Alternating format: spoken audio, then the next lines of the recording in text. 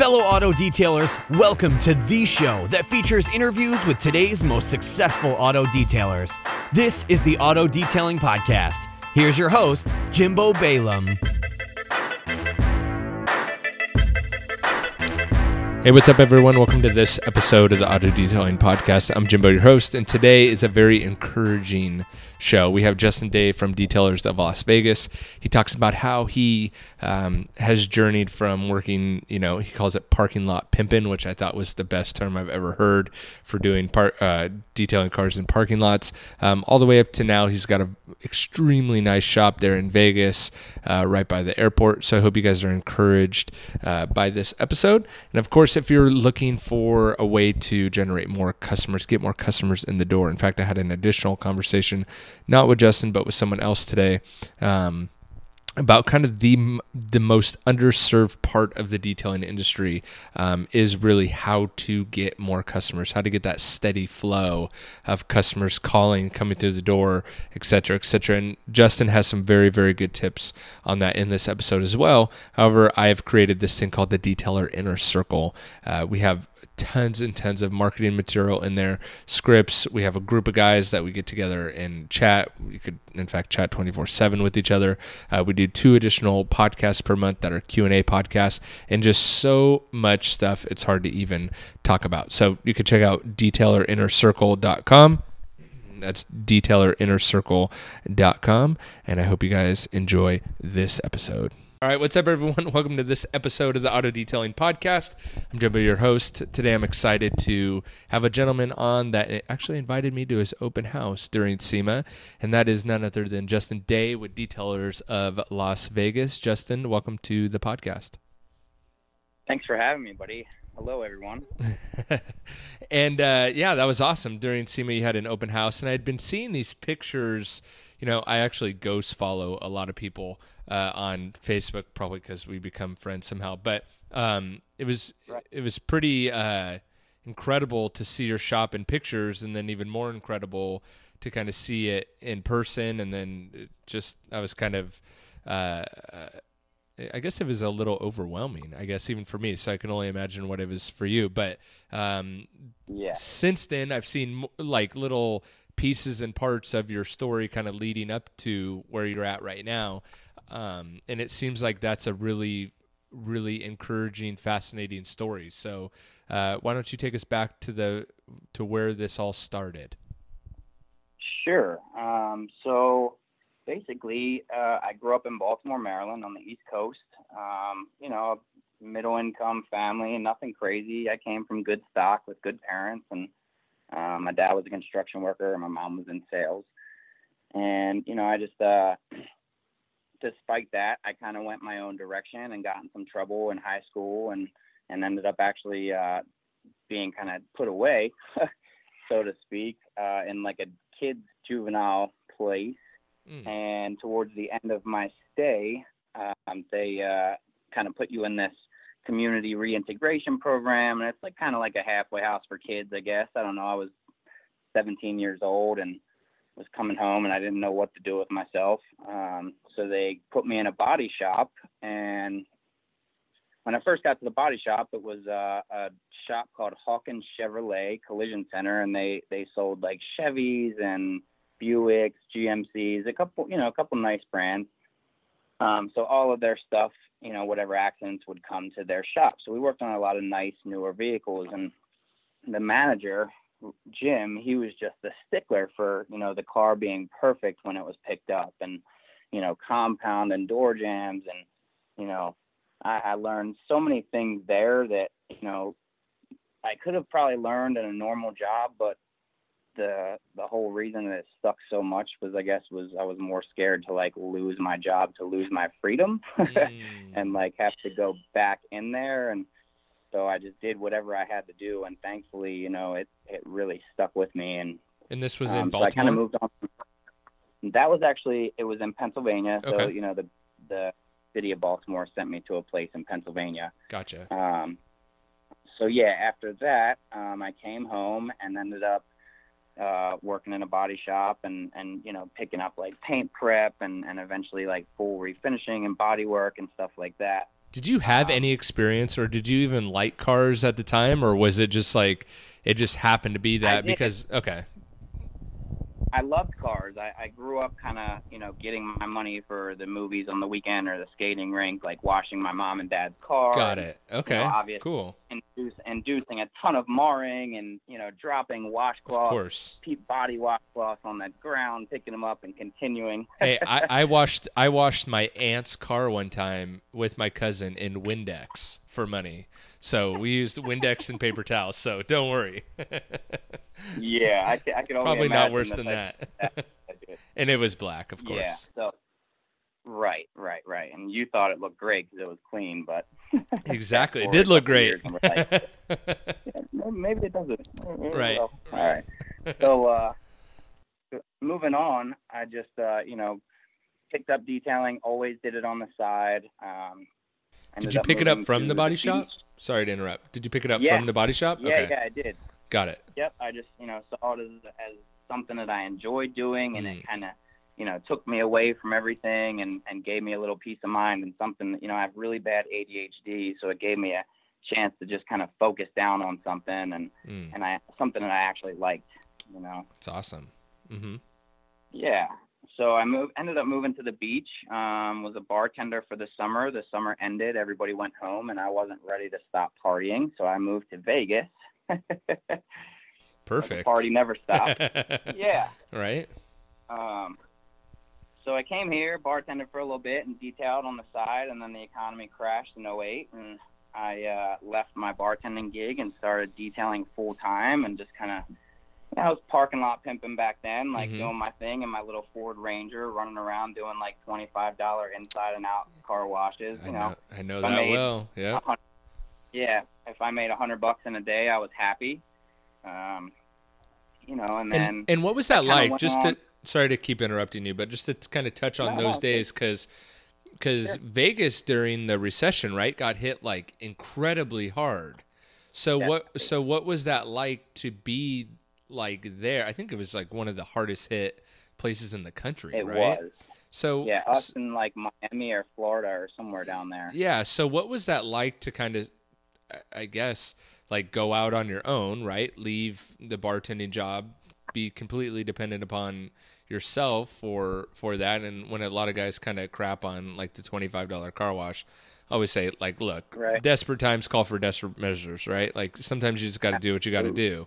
So, but what was it like then to, what was that whole like just time period like as far as trying to get clients and even make that $100 a day? Yeah, so it was a struggle for real. I had only lived in the city for about a year. I didn't have many contacts. Nobody really knew who I was.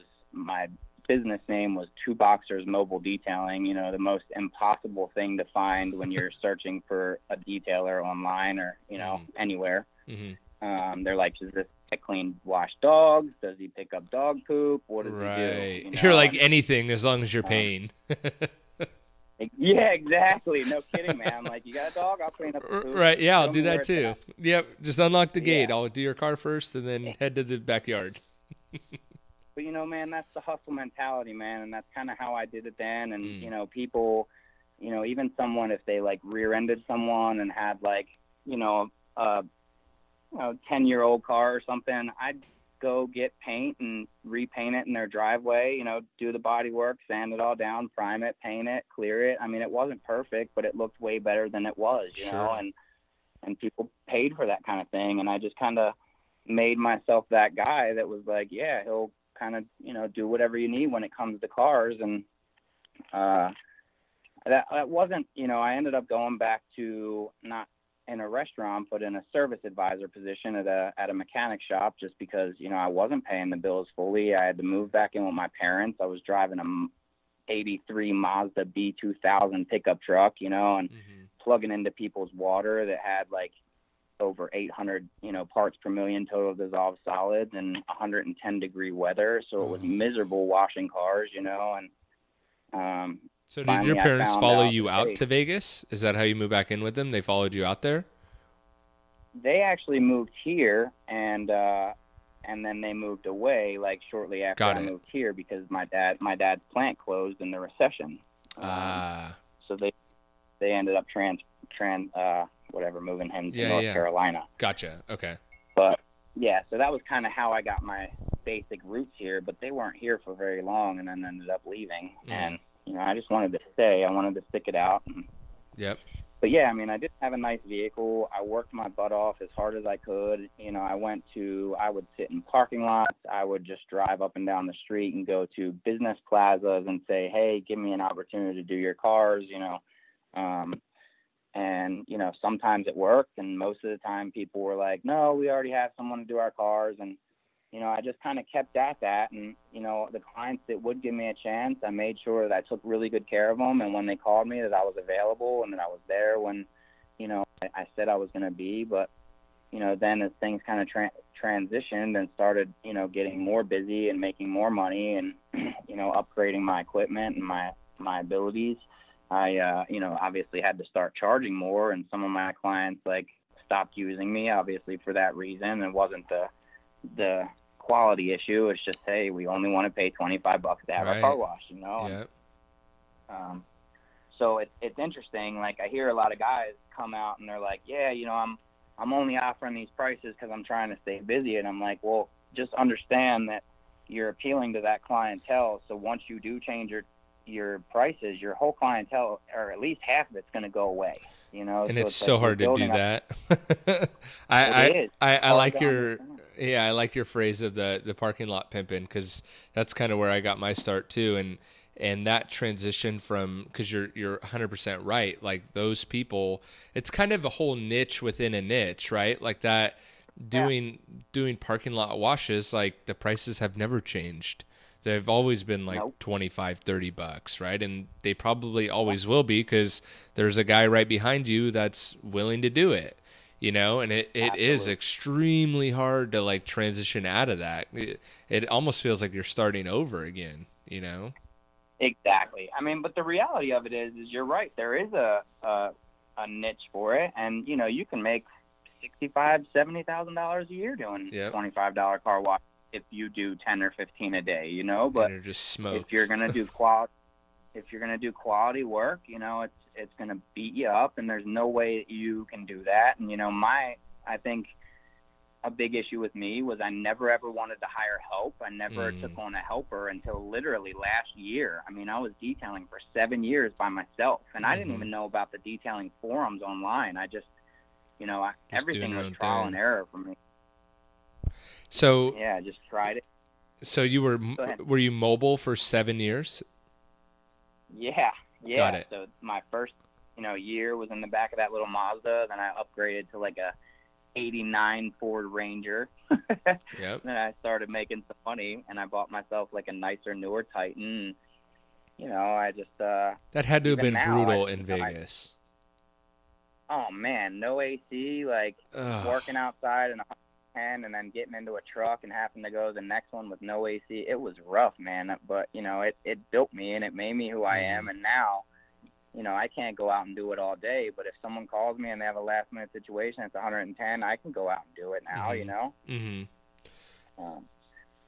So when did you realize, or was it just a gradual progression of getting a shop, or was it kind of the wanting to usher in a higher-end clientele, or what was it, or just the 110-degree heat, which I would do like a half a month in that and be looking for a different option. But what was there a final straw, or what was the push to get into a shop? So July of last year, it was 115 degrees, and I was tired of working outside, and I was tired of, you know, my wife and I were working together, and man, we were crushing it. I mean, we were doing interior and exterior washes, you know, $50 a piece. We were doing like at least 10 of them a day, you know, crushing it, her and I. But we were, you know, like you said, cooked by the end of the day. We both like totally were thinner than we've ever been. We were always sunburned, you know, and I was like, okay. I started thinking about it. I'm like, I'm 32. There's no way I can do this at 42, you know, and I want to sustain this money and this income, but I don't want to do this labor. So how can I fix it? So at the time, I was working out of the back of a trailer, and one of my clients had a E350 Ford van for sale, and it had like 250,000 miles on it. He bought it just to take it to Burning Man and camp in it, and then brought it back, and he called me to clean it up. And I was like, what are you doing with this thing? He's like, I'm selling it. And I'm like, all right, well, what do you want for it? He's like, I don't know, like $2,000. I was like, all right, cool. So he paid me to wash it, $80. And then I ended up giving them $2,000. So it was like, $1,900 or right. something like that. Right. And then, I just built it out, and I was like, all right, now I'm going to hire someone to run either this van or the trailer, and I'll run the other, and I'll have an opportunity to kind of build more business, get myself out there and talk to people, instead of actually doing the work and market and building business. So that's what I did, and that's where the nightmare started with employees. Tell everyone. Let's hear it.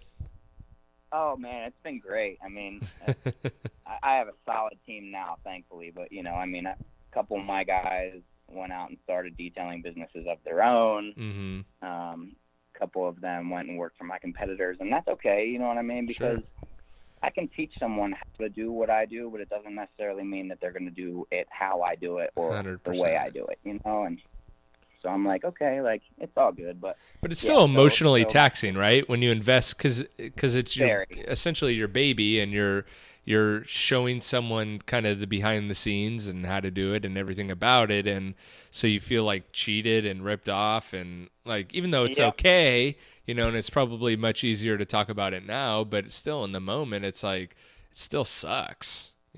Oh, the first couple hurt bad, man. Yeah. I was like, all right, like I took care of this dude. I was gonna, I'd let him stay in my place for a couple days, and it's like now I've just learned that you hire quality people and you pay them good money, and you get quality work. If I was paying these guys $10 an hour, like what do I expect? Right. If it were me, I'd like, there's no way, I'm not doing it. So a lot of that was me as a boss and me as a leader. I wasn't a leader because I've never been a manager. I manage my own time really well, but I don't know how to delegate. You do this, you do that, you do that, and then we'll get a lot of stuff done really quick, right? But and that's been what I've been learning a lot more in the last, few months. But anyways, last July I got the van, started hiring employees, and SEMA time rolled around, and I had always gone to SEMA because it's here in Vegas. But last year, instead of like walking around the tire hall and getting pictures with the models and getting every keychain I can get and every sticker and every koozie, I stayed in the detailing hall, and I was like, I'm going to put myself in front of as many successful people as I can, and I'm going to question them and, ask them a lot of questions, just pick their brain as much as I can. And that's what I did. And, I met some really, really amazing people like, Jason Rose and Ed Twillinger, Rennie Doyle, Chris and Christian Parker, Bob Phillips, a lot of really, really, and Richard Lynn, Chris West, a lot of these people have been like really influential in my growth, and it's because I like literally walked up, introduced myself. Hey, I'm Justin Day. This is my beautiful wife, Hillary. Like, we want to talk to you. And thankfully she was there because they're like, all right, we'll give them the time of day. Right. I could just imagine Chris in his sunglasses, like, sure, what do you want to talk about? Yeah, exactly. No, I mean, he was awesome, man. I mean, Chris was actually the one that invited me to Rennie Doyle's get together for detailing professionals, and that's where I met a ton of people, man. Like, I literally walked in the door, and you know how it's kind of shaped like a U? You got to kind of go all the way through to get to the back. I literally shook every person's hand walking through. I was like, hey, I'm Justin Day. Hey, I'm Justin Day. Hey, I'm Justin Day. Wow. This is my wife. This is, you know what I mean? And I was on a mission, man, and I wanted to do better. I didn't know how or why or, what I was going to do. I just knew that I did want to do better. So, we ended up meeting Rennie, and he introduced us to Chris and Christian Parker, who run a shop out in Scottsdale, Detail Boss. You know, they do amazing work. So they were like a real inspiration to us. We went out and trained with them for a couple of days and, you know, learned Ceramic Pro. Came back here to Vegas and we're like, all right, well, there's no way we can do this mobily. Like, let's try to figure this out. And I just started looking for a building, man. And this one popped in my lap. And, you know, I looking back on it, like, I don't know if I would have chose a spot this big, but we had booked some 40-foot RVs that we kind of needed a big enough space to do, you know. Got it. Yeah. It's been good and bad. You know, the goods are that we never really run out of room. You know, we can keep cars inside if it's raining and we just coated them or whatever. You know, there's separate areas for polishing and PPF and tinting and everything else. So, was that all stuff, real quick to touch on that, was that stuff that you did mobile as well, or was that part of training with those guys and kind of getting the shop? You thought, so tell us that. We had done coatings mobily.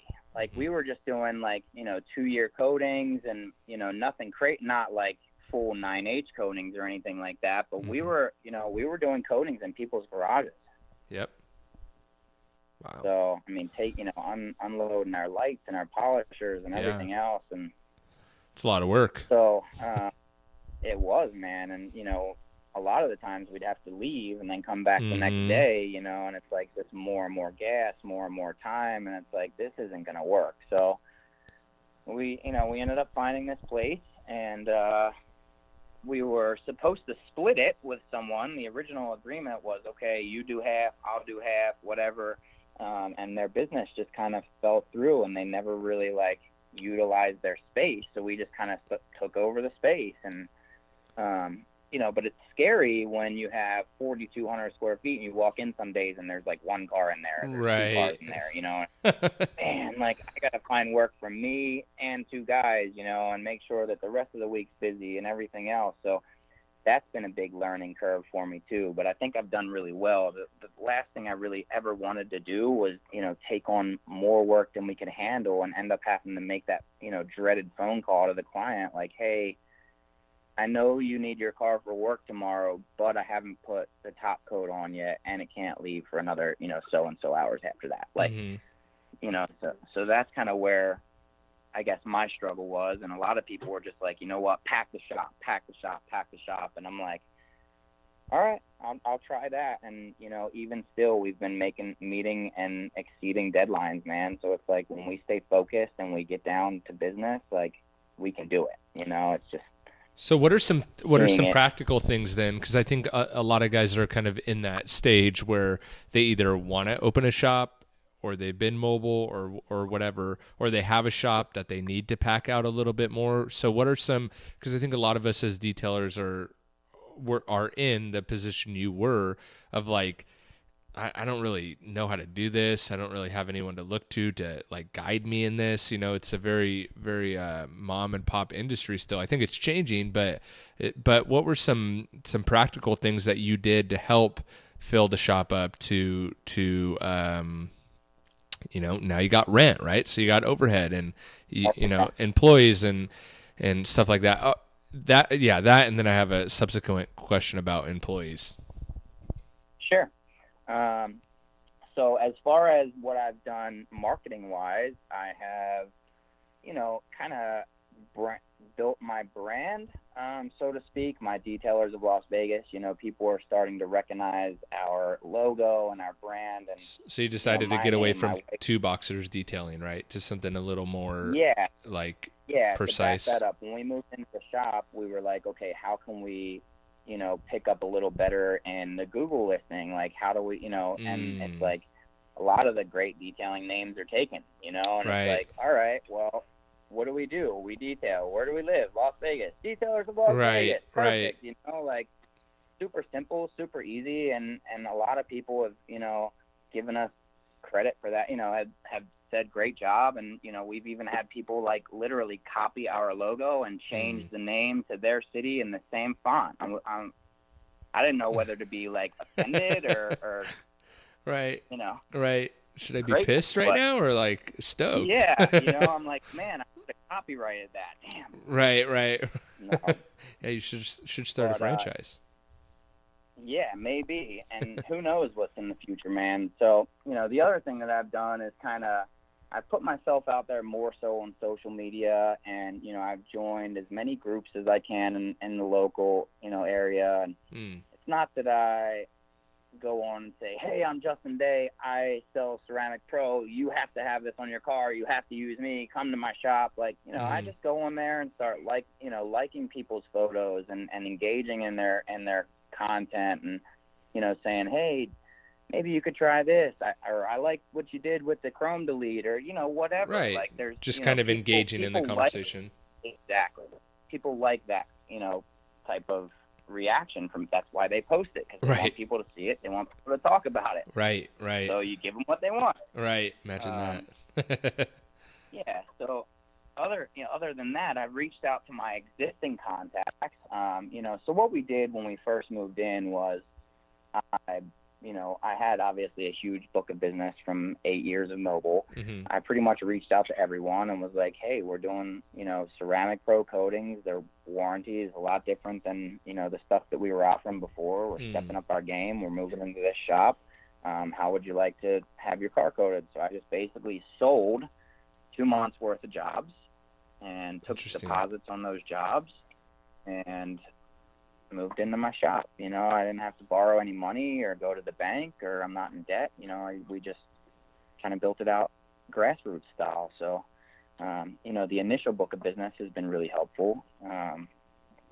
And, back to employees, I mean, when I moved into the shop, I had to keep those mobile clients happy that, I had built over the years, and I ended up losing a few of them. They're like, Justin, we understand that, you can't do our cars anymore, and we want you to do better. We enjoy seeing you succeed and build your business, but we also want our cars done right, and that was a hard pill to swallow too, man, because, some of those clients, they gave us, $100 on Christmas and came to our wedding, and, it's like, man, like, but at the same time, it's like, I can't offer you the level of service that I gave you, so I'm not going to push that, you know what I mean? Right. And I wasn't, so, at any rate, now that I have a really solid team, I'd love to get those people back, but, I also want to just give it some time and see how everything works out, because I'd hate to call them and be like, hey, I got a super solid team ready to go again, and then something happens and one of my guys quit and they get a new person showing up, you know? And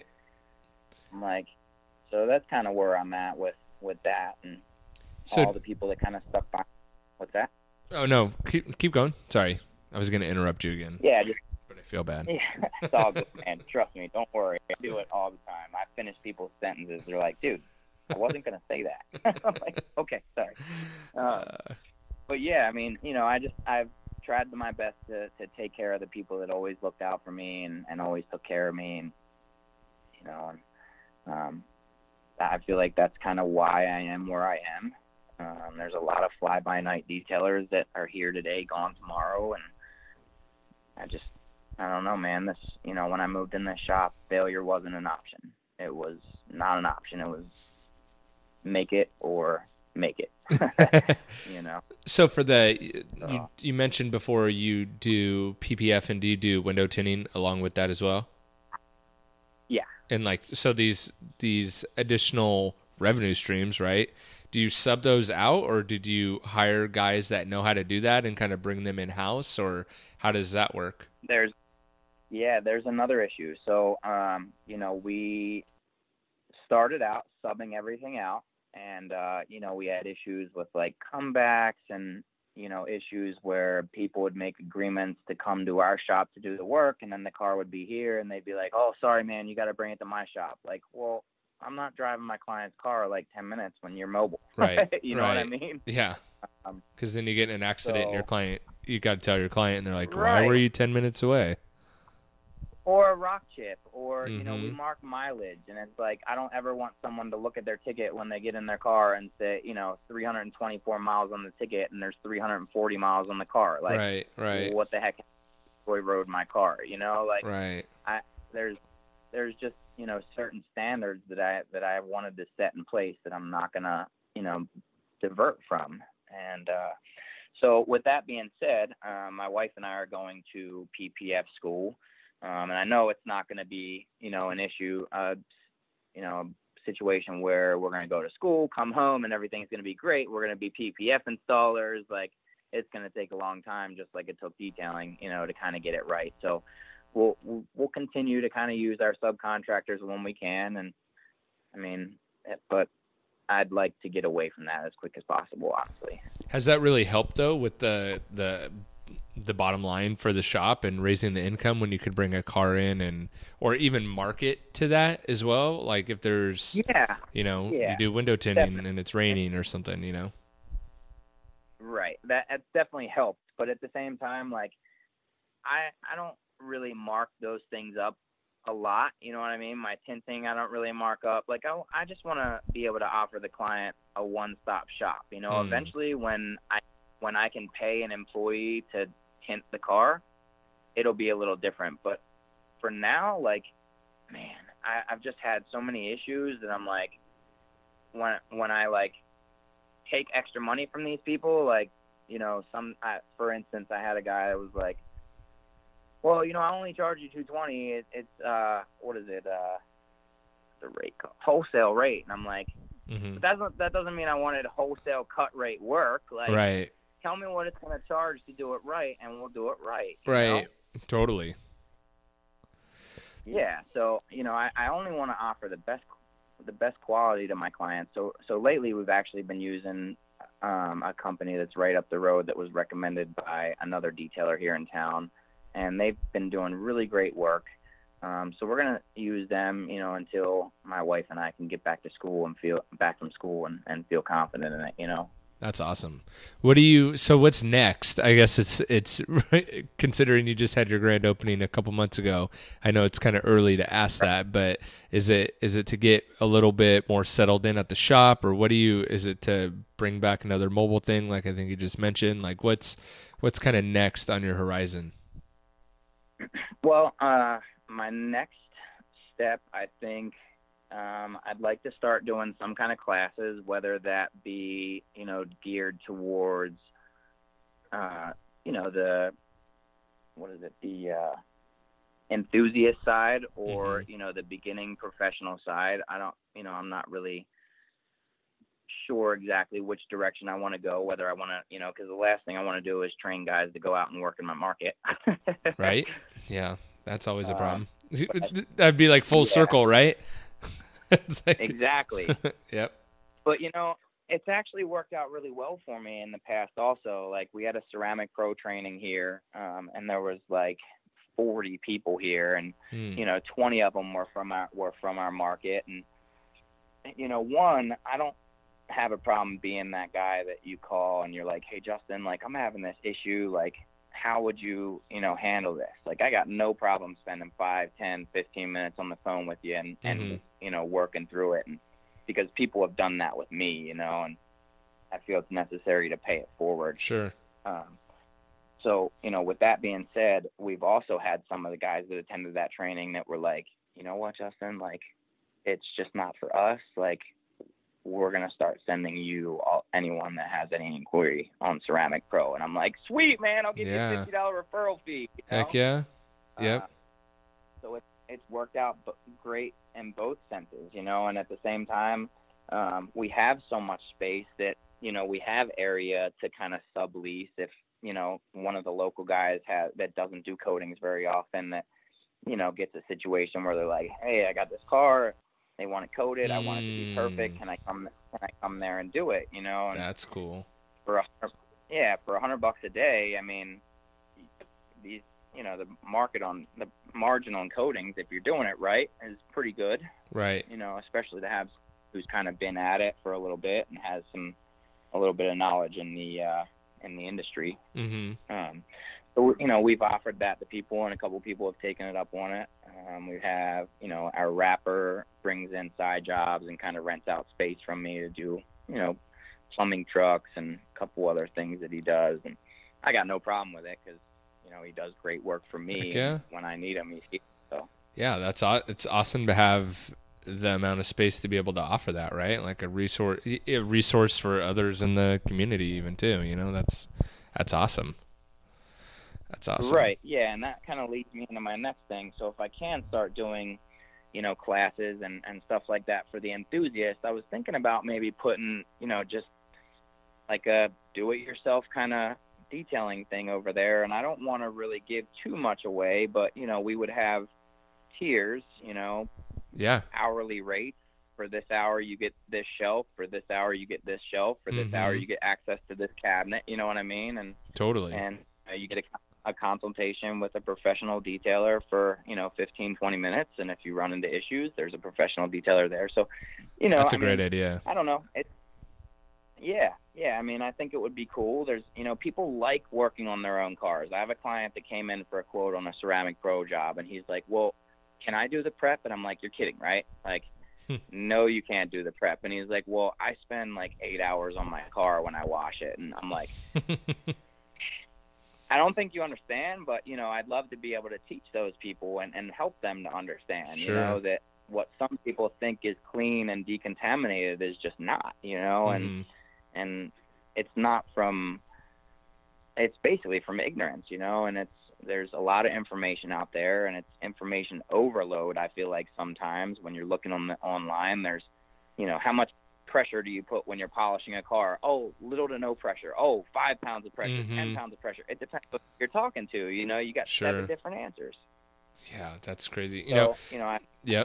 No, I was gonna say I can't remember. I can't remember what it's called, but I don't know even how many of them there are. There may only be one, but there's places that you can, like, if you like to work on your car mechanically, right? You can like rent a bay by the hour, and it's like I saw that a while back, and it sounds like kind of almost that's what you're talking about, and I think that's a freaking great idea, because I look at it too of like people willing to do that probably aren't my customer. Or there's very few of them that would actually be my customer, but there's still a way that you could capitalize on them. Exactly. How do you make them your customer? Yep. And I like that idea of like, you'll have access to a professional detailer for like consultation if you get stuck. I think that's a great idea on top of that. Love that. Yeah. And then hopefully, eventually, if the reason I really want to do training is eventually I'd like to be, an IDA RT. I really believe in it, and I think that it will be a good thing for me. Hold on one second. What's up? You want me to take the tag off? Yes, please. And Yes. we're just gonna drive over? Oh, no, not yet. Okay. Thanks. Sorry, go ahead. No, and that is real life running a shop right there. I was going to cut it and then restart recording again, but I wanted to leave that in because Justin's actually taking time out of his day. It's mid-afternoon where he's at, and, that's real life. Yeah, man. I told my guys, I was like, I'm going to be on a phone call. If you need me, just tap on the door. And he came in, he had a screwdriver. And I'm like, what's up? He's like, do I need to take the tag off of this? I'm like, yeah. That's awesome. Is there anything that we haven't talked about that you wanted to kind of cover, get across, or do you feel like we got everything? Yeah. One thing I want to cover really quick. So one of the driving factors, when we opened our shop in February, we were booked out, February to April. That doesn't mean that since April our shop's been packed. A lot of people, I feel like, put out this image, or a lot of people even come up to me and feel like maybe I don't feel like I put the image out, but maybe that's just the information that they gather and the conclusion that they come up with, that my shop's always packed, and it's not. And there's days where we come in and there's no cars here, and it's scary, and it's that's everyday life, and that's running a business. When you come in and you don't see anything in the shop, you have to know that you have things on the calendar for the next day, for the coming weeks, and if you don't, then you have to figure out a way to get people on that calendar. And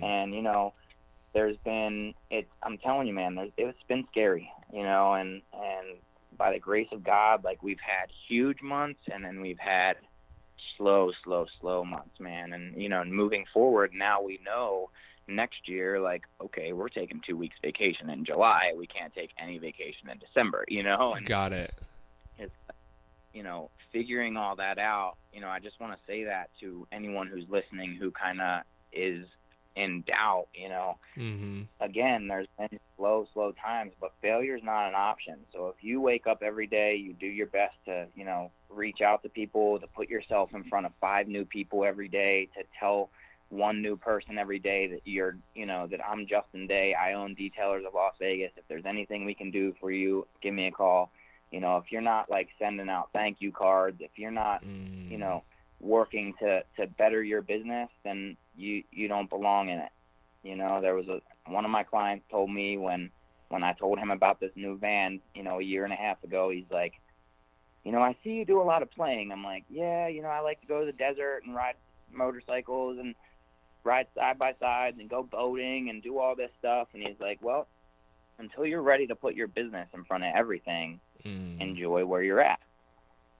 And, that can go both ways, because it really hit hard with me, because I was playing too much, and I was using a lot of my revenue, my, income towards playing rather than increasing business, and but on the opposite side of that, I want to just say this really quick too.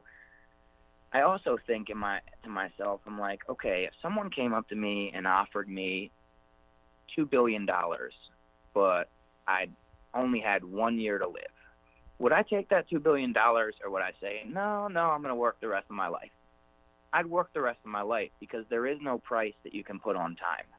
So, there was things that I wasn't willing to separate, like time with my son. I had to make sure that I set aside time with my son, and there's been months where I haven't been able to, really set aside a whole lot of time for him, because things are so crazy in here. And, that's another balance that I really had to find, is making sure that, when I go home, I spend, that I put my phone down and spend a certain amount of time with my wife and my son, and, to make sure that they still know that I love them, because they know that I love this shop. It's my life, but, they're still my backbone. They stand right behind me all the time. So I got to make sure that I acknowledge them too, I love that. What advice would you give to someone, or maybe what are some things that you did or do during those times that you come into the shop and it's empty? Like how do you overcome those slower times? Well, like I said, man, I if I'm not like writing thank you cards, I'm putting a new post on Facebook or Instagram, or reaching out to, my book of business, man. Like I look at this calendar and I look 2 or 3 weeks back, and I look at whose car we went and did, and I reach out to them. I'm like, hey, it's Justin with Detailers Las Vegas. It's been 3 weeks since we did your car. You ready to get freshened up? I can have Gary and David right over there, Got it. Whatever it needs to be. I find it. Like I don't even know how to explain it. I just find it. Like if I need to run a promotion and say, hey, we're taking $10 off a car wash if you do 2 at one time, like those kind of things, people want. Like I'll walk around I still parking lot pimp, man. I will walk around my business plaza. You were here. There's warehouses all right here. I'll walk to every single door and say, hey, I'll have my guys do your car right now, inside and out, for $30. They're like, $30? I'm like, yeah. And why not? Because I'm paying them $20 an hour. Right. They're not using $10. They're not using $10 in material. Right. They spend an hour on it. They stay busy. They make money. My shop stays busy. I make money off of my large jobs. I don't need to like nickel and dime on car washes. Those are the kind of fillers that keep my guys busy. And I'm not saying that like we don't need them, because we do. But at the same time, it's like, I would much rather have my guys polishing in the light tunnel. You know what I mean? Yep. But they do what they got to do, man, and so do I. So, there's times where they're polishing in the light tunnel, and I'm out front decontaminating a car, because, they're clocked in on that job, and that's their time, and something else has to come up, Yep. So. Love that, man. I think that's great advice. If people want to follow along your journey, I honestly think you're still at the very beginning, and it's so cool to see. I don't mean that in a bad way. I just think it's so cool. I like to see where you go.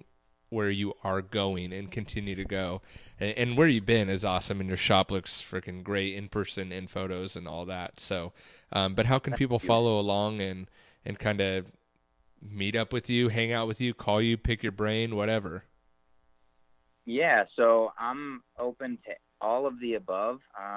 It's Justin Day on Facebook and Detailers of Las Vegas on Instagram. My phone number is 702-302-1800.